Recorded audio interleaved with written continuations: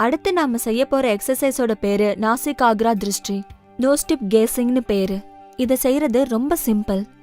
உங்க கைய நல்லா நீட்டி 4 விரல்களை மடிச்சு பெருவிரலை நல்லா உயர்த்தி வைங்க. உங்க பெருவிரல் மூக்குக்கு நேரா இருக்கிற மாதிரி வைங்க.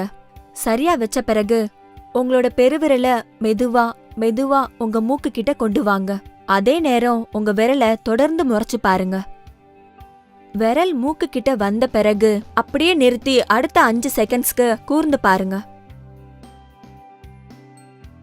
அப்புறம் நீங்க உங்க பார்வையில இருந்து மெதுவா விரலை பின்னாடி கொண்டு போய் உங்களோட கைய இந்த மாதிரி முழுமையா நீட்டிடுங்க. அப்புறம் ரிலாக்ஸ் பண்ணிக்கோங்க. இந்த எக்ஸசைஸை நீங்க ஒரு 5 இல்ல 7 தடவை பிராக்டிஸ் பண்ணலாம். இந்த நாசிகாக்ரா திருஷ்டிக்கான பலன்களை பாத்தீங்கன்னா இது உங்க கவனத்தை செம்மப்படுத்த உதவும். அதோட உங்க கண்களையும் ரிலாக்ஸ் பண்ணும்.